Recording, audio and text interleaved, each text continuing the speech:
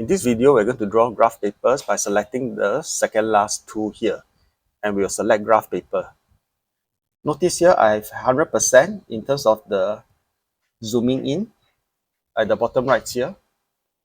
So what I'll do is I will now have a 100% view, and I will click and drag the size that I want. After this is done, you can now customize to your liking. So we will right click. For the colors, if we are printing for worksheets or exam papers, usually we'll just choose black color. Okay, for online worksheets, you can choose either blue or green. For the thickness, I will choose 0.75 for the major and 0.25 for the minor axis.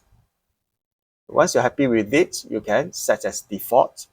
One important thing to take note of is the major and minor size should always be 20 mm and 2 mm, because this is the actual size of our graph paper for the physical ones.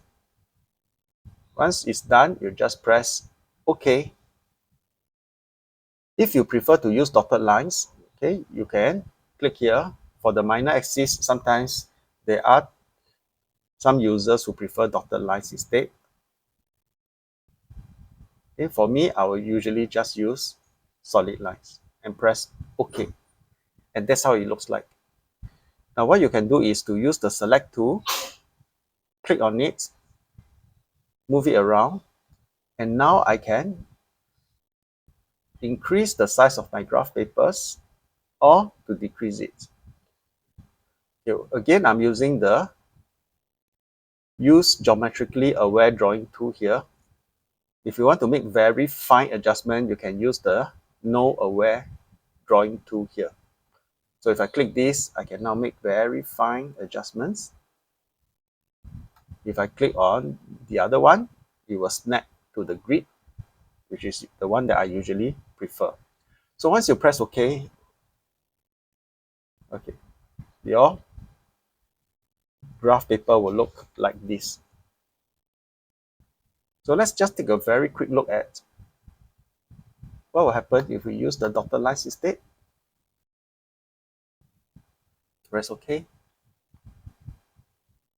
And this is how it looks like.